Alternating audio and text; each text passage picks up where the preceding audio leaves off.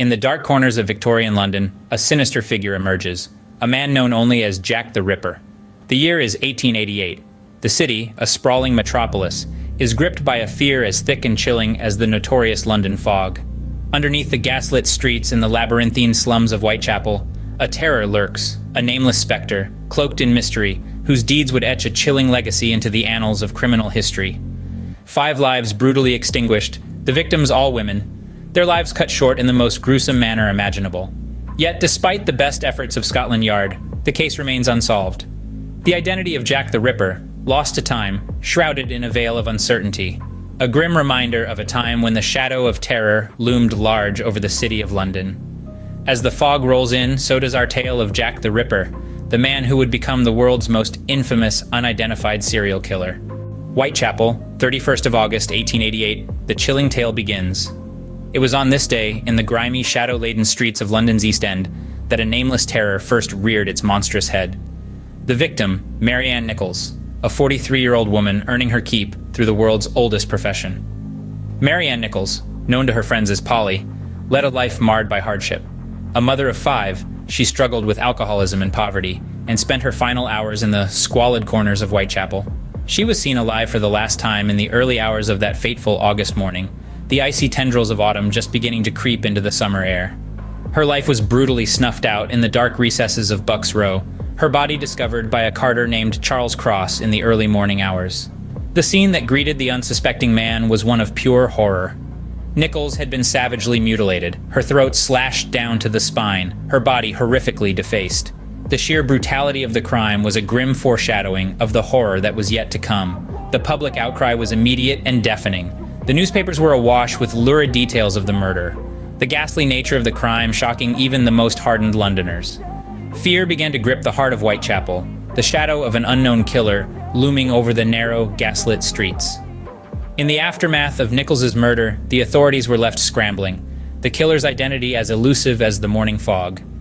The police, undermanned and overwhelmed, faced a public demanding justice for the fallen woman. Little did they know, this was just the beginning. The name Jack the Ripper had not yet been coined, but the terror he would instill had already begun. In the following weeks, the blood-stained streets of Whitechapel would bear witness to a horrifying series of murders.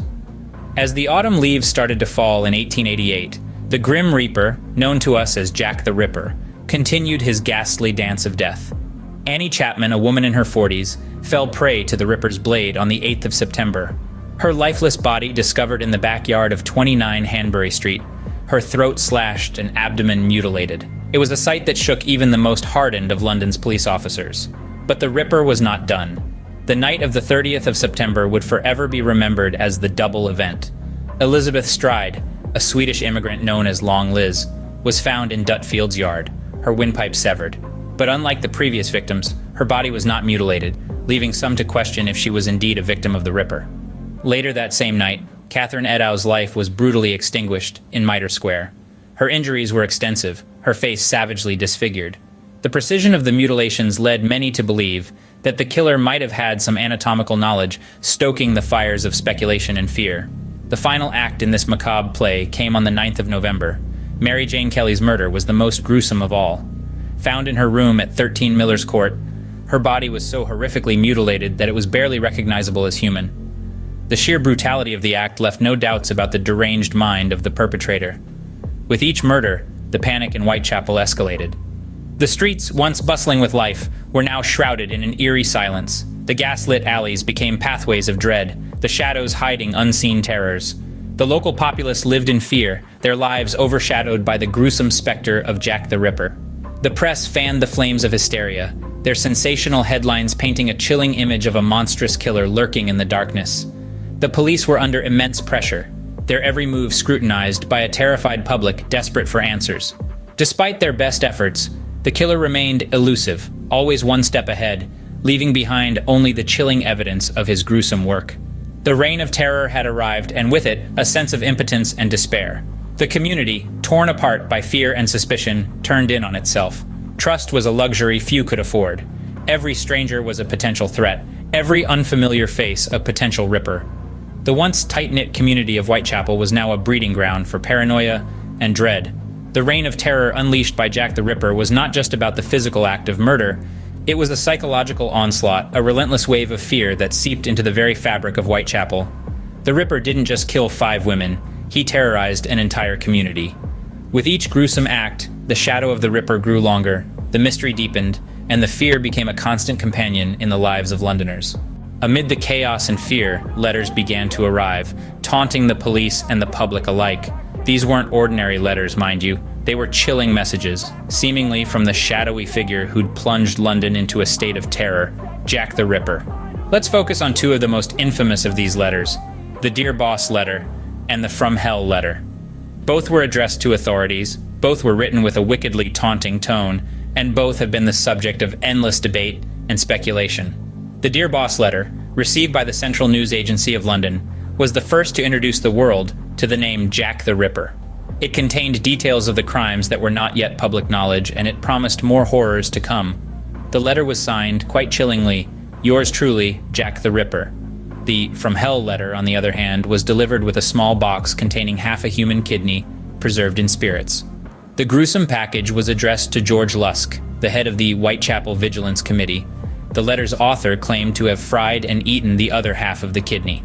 Both letters were written in a similar style, with a devil-may-care attitude that seemed to revel in the horror and the attention. But were they genuinely from the Ripper himself? Opinions vary. Some experts argue that the letter writers were likely journalists or members of the public eager to stoke the flames of the Ripper hysteria. Others, however, point to the specific crime details and the consistent tone as evidence of authenticity. The debate continues to this day, with no definitive answers in sight. But one thing is clear. Whether these letters were a sick joke or the actual words of the Ripper, they added another layer to the growing terror. As abruptly as they started, the murders stopped, leaving a city in shock and a mystery unsolved. The year was 1888. The foggy streets of Whitechapel were once again silent. The reign of terror brought about by Jack the Ripper had mysteriously come to an end. Theories abound as to why the murders ceased. Some suggest that the Ripper may have died or been incarcerated for a different crime. Others believe he may have moved away, or perhaps the fear and panic he had instilled had finally satisfied his perverse desires. The truth, like the identity of the Ripper himself, remains shrouded in mystery. In the wake of these horrific crimes, investigations continued in earnest. The police were desperate to unmask this monstrous figure who had held London in his grisly grip. Over the years, a multitude of suspects have been proposed, from the plausible to the downright absurd. But despite the best efforts of investigators, both professional and amateur, no definitive proof has ever been found to conclusively identify Jack the Ripper. The case of Jack the Ripper has endured through the decades, casting a long and chilling shadow over the annals of criminal history. His crimes, brutal and shocking, have been dissected and debated in countless books, films, and television series. The letters he allegedly wrote, taunting the police with his impunity, have been pored over by handwriting experts and cryptographers in the quest for clues. His gruesome legacy has become an enduring symbol of the darker side of humanity, a reminder of the evil that can lurk beneath the veneer of civilized society. The fascination with Jack the Ripper persists not just because of the brutality of his crimes, but also because of the enigma that surrounds him. Even after more than a century, the identity of this infamous killer remains a tantalizing mystery, a puzzle that invites us to delve into the shadowy corners of the past. Jack the Ripper, a name synonymous with terror, remains a mystery, a phantom in the fog of history, his true identity forever lost in the shadows.